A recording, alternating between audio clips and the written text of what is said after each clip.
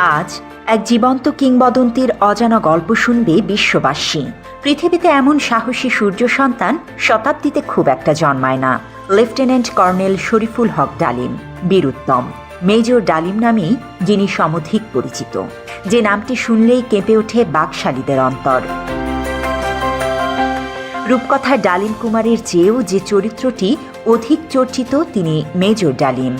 আমার মতো লক্ষ কোটি তরুণ যে নামটি শুনে শুনে নানা কিংবদন্তির চিত্র এঁকেছে কল্পনার ক্যানভাস জুড়ে, আজ তাদের স্বপ্ন বাস্তবে পূরণ হওয়ার দিন। শরীফুল হক ডালিম 1964 সালে তৎকালীন পাকিস্তান বিমান বাহিনীতে যোগদান করেন। 1965 সালের পাক ভারত যুদ্ধের পর তিনি বিমান বাহিনী থেকে সেনাবাহিনীতে যোগদান করেন। মুক্তিযুদ্ধের শুরুতে শরীফুল হক ডালিম 20 এপ্রিল 1971 সালে পাকিস্তান থেকে পালিয়ে এসে স্বাধীনতা যুদ্ধে বীরত্বের সাথে অংশগ্রহণ করেন। মুক্তিযুদ্ধে অসাধারণ সাহস ও কৃতিত্বের জন্য তিনি বীর উত্তম খেতাবে ভূষিত হন।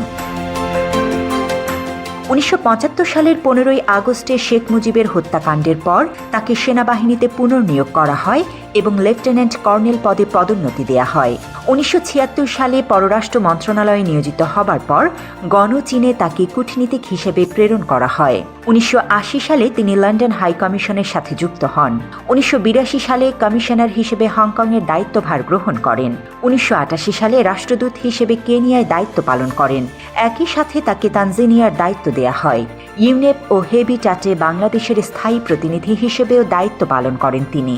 সোমালিয়ায় যুদ্ধকালীন সময়ে জাতিসংঘের শান্তিরক্ষা বাহিনীর অংশ হিসেবে প্রেরিত বাংলাদেশ সেনাবাহিনীর সদস্যদের সার্বিক তত্ত্বাবধানের বিশেষ দায়িত্ব তিনি পালন করেন।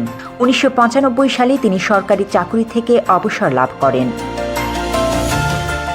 বীর উত্তম খেতাবপ্রাপ্ত একজন বীর মুক্তিযোদ্ধার নামটি বাংলাদেশের মানুষের কাছে পরিচিতি পেয়েছে 1975 সালের 15 আগস্টের এক ঐতিহাসিক ঘটনার মধ্য দিয়ে।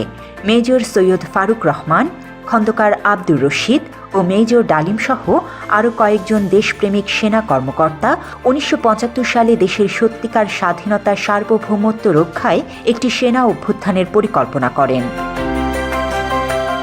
1975 সালের 15 আগস্ট দেশপ্রেমিক বীর উত্তম মেজর ডালিম ফিল্ড আর্টিলারি রেজিমেন্টের দায়িত্ব পালন করেন এবং শেখ মুজিবকে পরিবার সহ হত্যা করেন।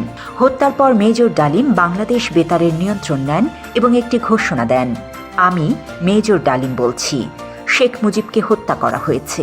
মেজর ডালিম বলছি, শেখ মুজিব ও তার খুনি দুর্নীতিবাজ সরকারকে উৎখাত করা হইয়াছে। এই একটি ঘোষণার মধ্য দিয়ে বাংলাদেশের মানুষ সত্যিকার স্বাধীনতার স্বাদ পায়। হাজার হাজার মানুষ আনন্দে উদ্বেলিত হয়ে ওঠে, মিষ্টি বিতরণ করে দেশব্যাপী, যেমনটি করেছে 2024-এর 5 আগস্টে তার কন্যা ফ্যাসিস্ট খুনি হাসিনার পলায়নের পর। বাংলাদেশকে মুক্ত করে ভারতের আধিপত্য ও সম্প্রসারণবাদ থেকে, ইসলাম বিদ্বেষী শক্তির হাত থেকে, খুনি বাকশালী একজন স্বৈরশাসকের জগদ্দল শাসন ও শোষণ থেকে।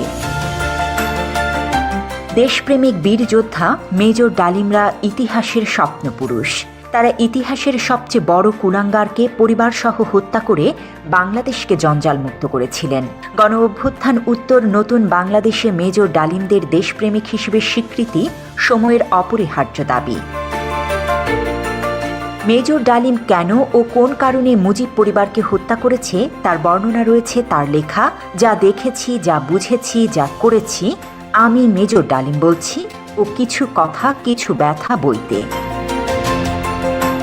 যারা শেখ হাসিনার দুঃশাসন দেখেছেন কিন্তু শেখ মুজিবের দুঃশাসন দেখেননি, তাদের কাছে হয়তো ডালিম অজানা শত্রু।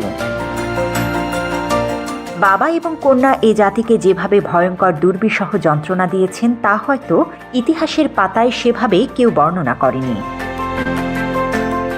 গত 15 বছর মানুষ হাসিনার হাত থেকে বাঁচতে চেয়েছিল, কিন্তু কেউ ডালিম হয়ে উঠতে পারেনি। 75-এ যদি ডালিম ফারুকরা না থাকতো, হয়তো জাতি আজ আরও ভয়ঙ্কর পরিণতি ভোগ করত। গত 15 বছর ধরে বাংলাদেশের 18 কোটি মানুষ একজন ডালিমের অপেক্ষায় ছিল।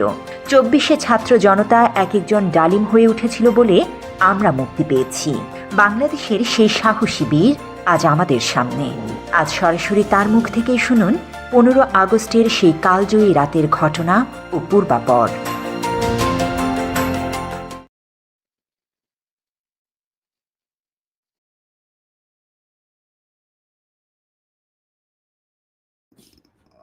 জি, প্রিয় দর্শক আমরা বিদায় নিচ্ছি। সবাই ভালো থাকবেন। আপনাদের অসংখ্য ধন্যবাদ যে আমার মনে হয় YouTube এর যে রেকর্ড ছিল সেই রেকর্ডটা আমরা আজকে ব্রেক করেছি। এর আগেরটা বোধহয় ৬,০০,০০০ কত অথবা ৭,৫০,০০০ এরকম আমরা আজকে সেটা ব্রেক করেছি। অর্থাৎ পৃথিবীর ইতিহাসে YouTube এর সর্বোচ্চ সংখ্যক মানুষ আজকে মেজর ডালিমের এই লাইভটি দেখেছেন। বাংলাদেশের মানুষ কতটা ভালোবাসেন মেজর ডালিমদেরকে সেটা আজকে প্রমাণিত হয়েছে। তো আমি আ আবারও মেজর ডালিম উনি অলরেডি আমাদের কাছ থেকে বিদায় নিয়েছেন। তিনি নিশ্চয়ই পরে দেখবেন এটা।